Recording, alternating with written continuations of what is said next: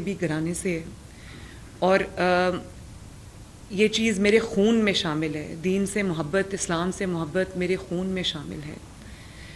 دین کی جو احکامات ہیں ان کی پابندی کرنا میرے خون میں شامل ہے، میری تربیت میں شامل ہے. نبی پاک صلی اللہ علیہ وآلہ وسلم سے محبت جو ہے وہ میرے خون میں شامل ہے. تو جب 2017-18 میں سیاسی سکور کو سیٹل کرنے کے لیے جب ہمیں نشانہ بنایا گیا تو اس کے لیے ہم نے گولیاں بھی کھائیں اور باتیں بھی سنی، الزامات کا سامنا بھی کیا. نواز شریف صاحب کے ساتھ جو واقعہ ہوا تو یہ بڑی میرے لیے باعث تکلیف تھی. کوئی چور کہہ دے، ڈاکو کہہ دے، اس چیز کی اتنی تکلیف نہیں ہوتی جتنی تکلیف اس چیز کی ہوتی ہے.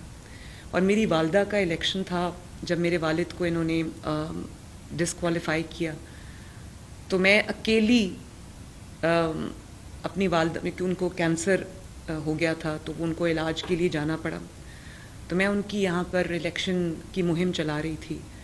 جس طرح سے چند افراد کی جانب سے اور ایک سیاسی جماعت جس نے ان کو استعمال کیا یا وہ خود استعمال ہوئے، جس طرح سے ان الزامات کا سامنا مجھے کرنا پڑا، میرے لیے ایک بہت تکلیف دہ عمل تھا.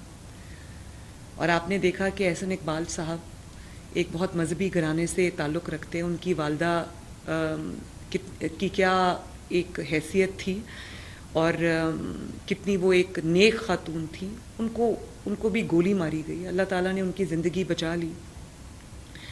تو میں اس عمل سے میں خود گزری ہوں اور میں جانتی ہوں کہ یہ کتنا تکلیف دہ عمل ہے.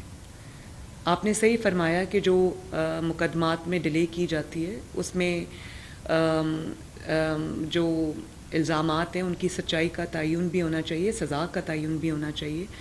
لیکن کچھ بھی ہو، ہمیں جو قانون ہے اس کو اپنے ہاتھ میں لینے کی، اپنی عدالت گلی اور محلوں میں لگانے کی، سزائیں صادر کرنے کی، فتوے صادر کرنے کی ہمیں یہ اجازت قطعاً نہیں دینی چاہیے.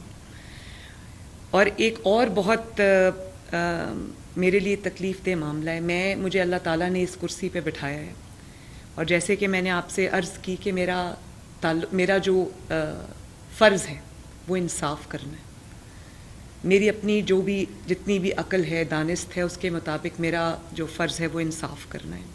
میرے سامنے جب بھی ایسا کوئی معاملہ آتا ہے تو جب کسی سے کوئی جرم سرزد ہوتا ہے اور جرم کی تصدیق ہو جاتی ہے، اس کے بعد وہ کوئی مسلمان، سکھ، ہندو، عیسائی نہیں رہتا، وہ مجرم ہوتا ہے اور اس کو اس کے کیے کی سزا